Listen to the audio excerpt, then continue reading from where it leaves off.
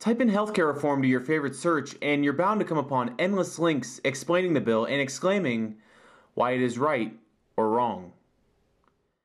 As you may have heard, the fiery decades-old war over how the industry should operate rages on today, burning brighter now, possibly, than ever before. Dr. Corey Carroll operates on its front lines, running his own practice in Fort Collins. His first step in caring for his patients is developing a relationship. I know them very well. They know me. They trust me. Americans spend about $7.5 trillion on healthcare annually and about $2,500 per capita more than the next closest nation, Norway.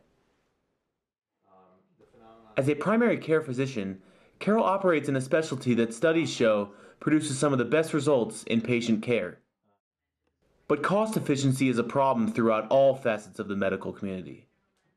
Some estimates put waste as high as $750 billion. While the healthcare reform battle wages in the Supreme Court, doctors themselves are taking steps to cut costs in the industry through a program called Choosing Wisely, which, among other things, urges doctors to use expensive tests such as CT scans and X-rays only when necessary.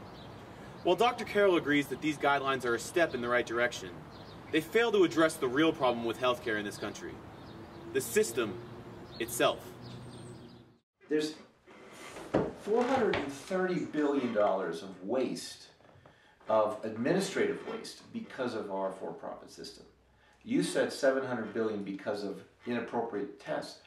Do the math. So every other industrialized nation that has universal health care for its citizens has better outcomes, spends less money. We've got to move to that system. Carroll points out that knowledge of waste in the industry is nothing new. But it's not as simple as just cutting services. Say, in the case of an ER doctor. And so when you go to an emergency room or perhaps a specialist that doesn't know the patient as well as the primary care doctor, you have a tendency to say, well, I have one shot at treating you.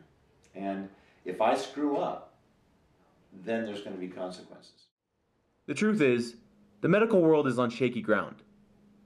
The current spending trends have us on pace to nearly double annual spending to $4.3 trillion by 2019. If all that sounds, well, depressing, Carroll has some advice. He says, do everything to stay healthy. Because regardless of, A, you don't want to get sick, but B, I don't think there's any healthcare system that really does as good of a job for a person if they've spent effort and time keeping themselves healthy.